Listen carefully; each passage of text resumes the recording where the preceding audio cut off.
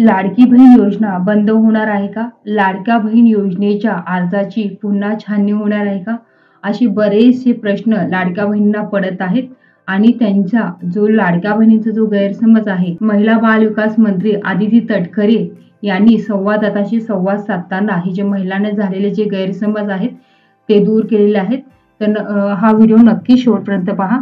नमस्कार, मी प्रियंका पवार, तुमचं मराठी न्यूज गॅलरीमध्ये मनापासून स्वागत. लाडकी बहीण योजनेची जे अर्जाची जी छाननी पुन्हा केली जाणार आहे. लाडक्या बहीण योजनेमध्ये जे काही निकष लावले होते आणि त्याच्यामध्ये बऱ्याचशा ज्या महिला आहेत त्या बसत नाहीत, अशी कुठल्याही प्रकारची स्टेटमेंट किंवा कुठल्याही प्रकारचं वक्तव्य आदिती तटकरे यांनी केलेले नाही, असं त्यांनी प्रसार माध्यमाशी संवाद साधताना सांगितलेलं आहे. आणि या चुकीच्या पद्धतीने त्यांच्या नावाचा कोट करून सोशल मीडियावरती किंवा जे चार माध्यमे आहेत त्याच्यामध्ये प्रसार होत आहे. तटकरे या म्हणाल्या आता त्या आमदार आहेत, आता महिला बाल विकास मंत्री त्या नाहीयेत. जेव्हा महिला बाल विकास मंत्री पदावरती जेव्हा त्या होत्या तेव्हा 2,40,00,000 पेक्षा अधिक महिलांना या योजनेचा लाभ भेटलेला आहे आणि ही योजना अतिशय चांगल्या पद्धतीने आणि मोठ्या संख्येने ही राबवलेली योजना आहे. ह्या योजनेच्या खूप साऱ्या गरीब महिलांना आणि ज्या पात्र महिला आहेत त्यांना लाभ भेटलेला आहे असं त्यांचं म्हणणं आहे. आणि कोणत्याही प्रकारची अर्जाची छाननी किंवा तपासणी करण्याचा निर्णय मी घेतलेला नाही. कुठल्याही गोष्टीची किंवा कुठल्याही अर्जाची छाननी किंवा तपासणी किंवा कुठल्याही प्रकारची तक्रार जेव्हा त्या मंत्रिपदावरती होत्या तेव्हा कुठल्याही प्रकारची तक्रार त्यांच्याकडे आलेली नव्हती. आणि लाडकी बहीण योजना राज्यातील महिलांच्या आर्थिक स्वातंत्र्यासाठी, त्यांच्या आरोग्य आणि पोषणामध्ये सुधारणा करण्यासाठी, कुटुंबातील त्यांची निर्णायक भूमिका मजबूत करण्यासाठी महाराष्ट्र राज्याची मुख्यमंत्री माझी लाडकी बहीण योजना ही 28 जून 2024 रोजी सुरू करण्यात आलेली होती. आणि महाराष्ट्र राज्यातील 21 ते 65 वयोगटातील पात्र महिलांना दर महिन्याला 1,500 रुपयाचा हप्ता डायरेक्ट बँकमध्ये त्यांच्या येत आहे.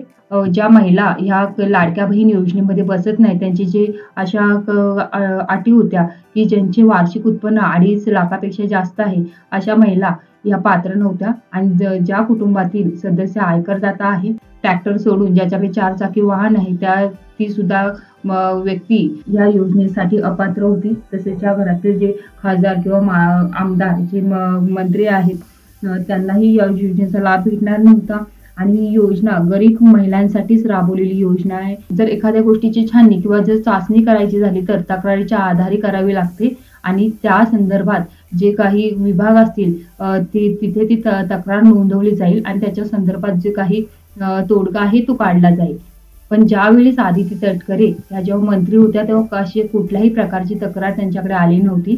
आणि जे आता सध्या महिलांना 7,500 रुपये प्रत्येक महिलाला तर भेटलेले आहे आणि आतापर्यंत ज्यांना पैसे भेटलेले आहेत म्हणजे कधी 1,500 असो किंवा 3,500 असो किंवा 7,500 ज्यांना भेटलेले आहेत त्यांना पुढेही भेटत राहतील. आणि ही योजना ही अतिशय प्राथमिक आणि खूप छाननी करून आधार सीडिंग करून लाभार्थी निवडलेले आहेत. आणि पुढच्या कालावधीमध्ये ही योजना अधिक चांगल्या पद्धतीने राबवण्याचा सरकारचा विचार आहे. आपल्या जे महाराष्ट्रामध्ये जे सरकार आले त्याच्यामध्ये लाडक्या बहिणींचा खूप मोठा योगदान आहे असंही त्या म्हटलेल्या आहेत. लाडक्या बहिणीमुळे लाडक्या भावांचा विजय झालेला आहे. ही योजना कुठेही बंद होणार नाही. या योजनेचा सर्व महिलांना लाभ भेटणार आहे ज्या पात्र आहेत. आतापर्यंत ज्यांना पैसे भेटलेत आणि पुढे पैसे भेटत राहतील. चुकीच्या पद्धतीने त्यांच्या नावाचा उल्लेख करण्यात आलेला आहे. आणि आता त्या महिला बाल विकास मंत्री नाहीयेत, आता त्या आमदार आहेत. जेव्हा त्या आमदार होत्या तेव्हा अशा पद्धतीची कुठलीही तक्रार त्यांच्याकडे आली नव्हती. आणि लाडक्या बहीण योजनेची पुन्हा अर्जाची छाननी होणार नाहीये म्हणजे आता तरी त्यांनी असं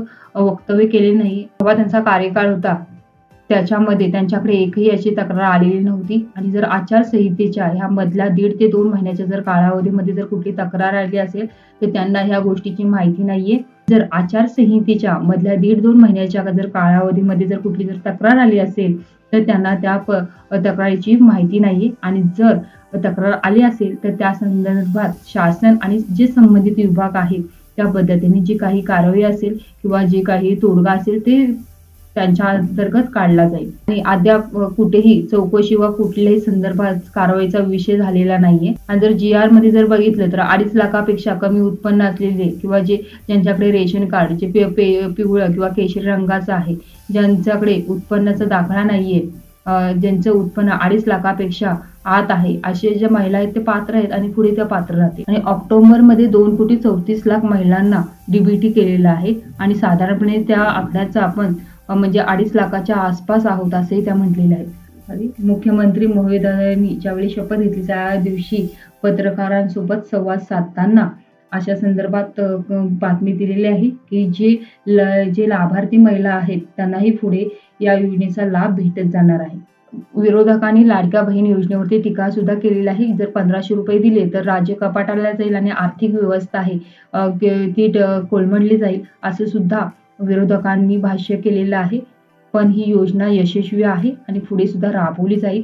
लाडक्या बहिणींमध्ये जो संभ्रम निर्माण झालेला आहे, ज्या लाडक्या बहिणी आहेत त्यांना या योजनेचा पुढेही लाभ भेटत जाईल असंच त्या म्हटलेल्या आहेत आणि कुठल्याही फसव्या तक्रारीला लाडक्या बहिणींनी बळी पडू नये असंही त्यांनी सांगितलेलं आहे. तर ही जर माहिती आवडल्यास व्हिडिओला लाईक करा, शेअर करा आणि सबस्क्राईब करायला विसरू नका. धन्यवाद.